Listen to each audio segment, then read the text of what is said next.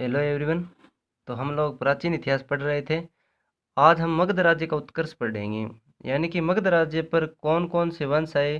सबसे प्राचीन वंश से लेकर जो वंश आए उनका क्रम जो है वो हम लोग पढ़ेंगे। तो मगध का सबसे प्राचीनतम वंश था, वो था बृहद्रथ वंश। बृहद्रथ वंश बृहद्रथ वंश के बाद में आया था हर्यक वंश। हर्यक वंश पहले मैं आपको जो है एक मोटा मोटी रिव्यू दे देता हूँ।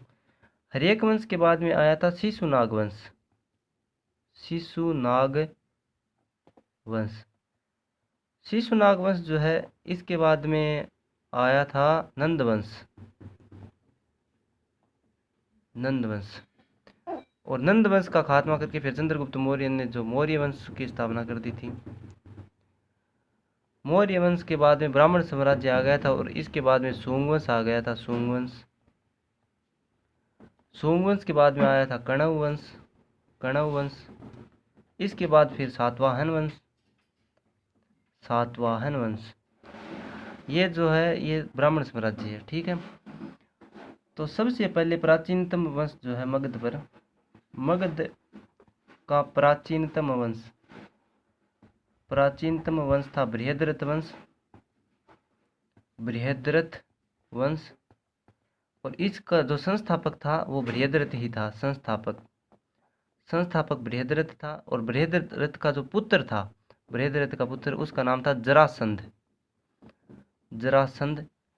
और बृहद्रथ वंश जो था, इसकी राजधानी जो थी वो राजगृह थी। गिरिब्रज बोलते थे उस समय।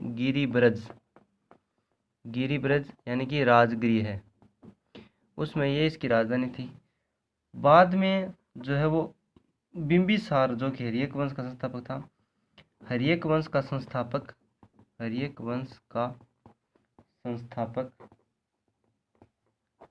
बिंबिसार मगध की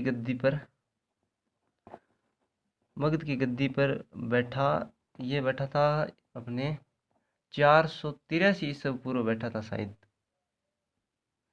मगध की गद्दी पर 544 ईसा पूर्व बैठा। 44 ईसा पूर्व यानी कि ईस्वी से 544 वर्ष पहले मगध की गद्दी पर बैठा बिंबिसार जो है वो पहला शासक था। बिंबिसार के बारे में पढ़ेंगे। बिंबिसार जो वो प्रथम शासक था जिसने प्रशासनिक व्यवस्था पर बल दिया, यानी कि भारत का पहला ऐसा शासक था जिसने प्रशासनिक व्यवस्था पर बल दिया। बिंबिसार जो है वो बौद्ध धर्म का अनुयायी था। बिंबिसार बौद्ध धर्म का अनुयायी था।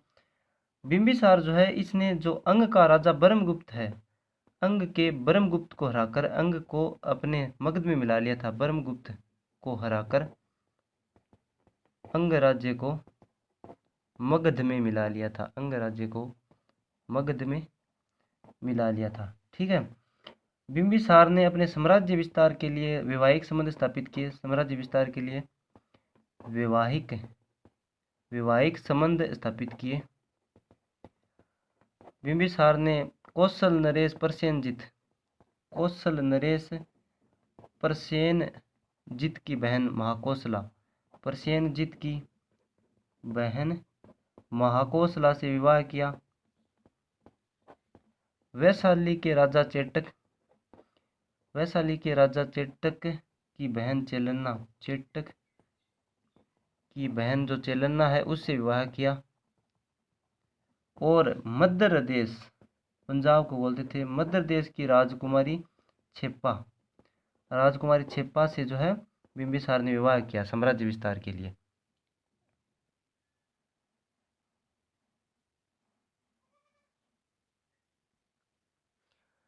बिंबिसार का जो राजवैद्य था, बिंबिसार का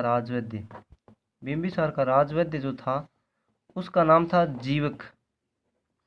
और बौद्ध की सेवा शुश्रूषा के लिए जीवक को ही बिंबिसार ने उनके जो वृद्ध अवस्था जब थी तब भेजा था।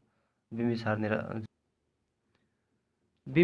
ने लगभग मगध पर 52 वर्षों तक शासन किया था। बिंबिसार ने 52 वर्षों तक मगध पर शासन किया। 52 वर्षों तक मगध पर शासन किया।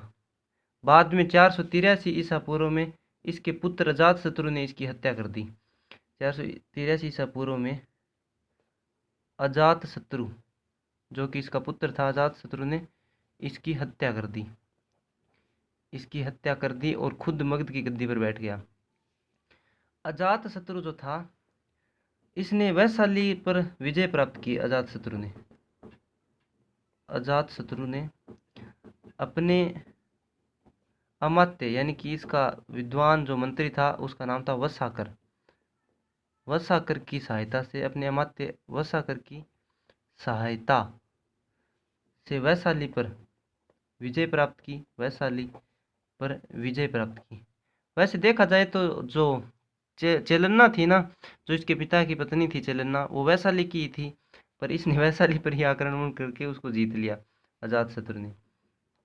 अजात शत्रु जो था, इसने जो है वो अपने अमात्य वसाकर की सहायता से वैशाली पर विजय प्राप्त की। अजात शत्रु जो था वो जैन धर्म का अनुयायी था। जैन धर्म का अनुयायी था। जैन धर्म का अनुयायी था। अजात शत्रु की भी हत्या इसके पुत्र ने कर दी, उदयनी ने। अजात शत्रु की हत्या, यानी कि अभी तक हर्यकवंश ही चल रहा है। अजात शत्रु की हत्या उसके पुत्र उदयन ने कर दी। उदयन जो था वो भी जैन धर्म का अनुयायी था। बाद में बात करें हर्यकवंश का अंतिम शासक की। हर्यकवंश का अंतिम शासक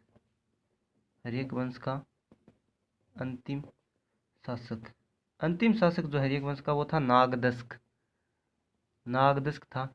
नागदस्क का एक अमात्य यानी मंत्री था जिसका नाम था शिशुनाग। इसका एक अमात्य शिशुनाग ने नागदस्त को अपदस्थ कर दिया, यानी कि पद से हटा दिया, अपदस्थ कर दिया, और मगध पर शिशुनाग वंश की स्थापना की। यानी कि अब शिशुनाग वंश पढ़ेंगे। शिशुनाग वंश संस्थापक कौन था? शिशुनाग ही था। संस्थापक शिशुनाग ही था। शिशुनाग का जो उत्तराधिकार, शिशुनाग जो है वो राजधानी को, फिर इसके समय पाटलिपुत्र थी और ये ले गया पाटलिपुत्र से वैशाली, यानी कि इसने राजधानी जो मगध की वो वैशाली स्थापित कर दी। लेकिन शिशुनाग का जो उत्तराधिकारी था कालाशोक, शिशुनाग का उत्तराधिकारी कालाशोक था।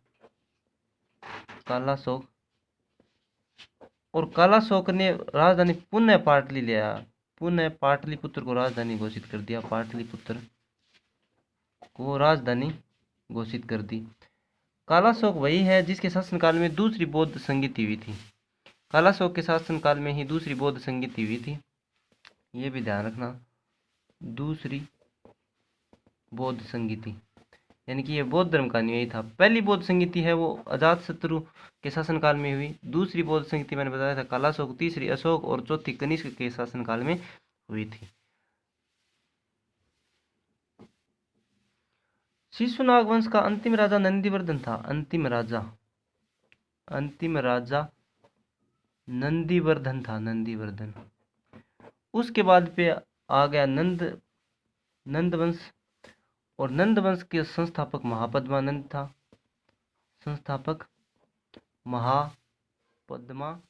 महापद्मानंद। और इसका जो अंतिम शासक वो घनानंद है। बाद में घनानंद को हराकर चंद्रगुप्त मौर्य ने मौर्य वंश की स्थापना की। तो ये तो मैंने मोटा मोटी जो है वो जो परीक्षा की दृष्टि से इम्पोर्टेंट वो बता दिया। इसके बाद में बीच में जो है घनानंद के समय में आपने जो सिकंदर है वो भी भारत में आता है। तो पहले सिकंदर के बारे में पढ़ेंगे, बाद में मौर्य वंश के बारे में पढ़ेंगे।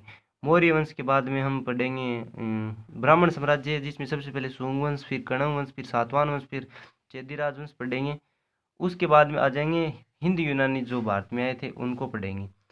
तो आज की क्लास में इतना ही। आगे की क्लास में जारी रखेंगे अपन मगध राज्य के उत्कर्ष को। जय हिंद, जय भारत।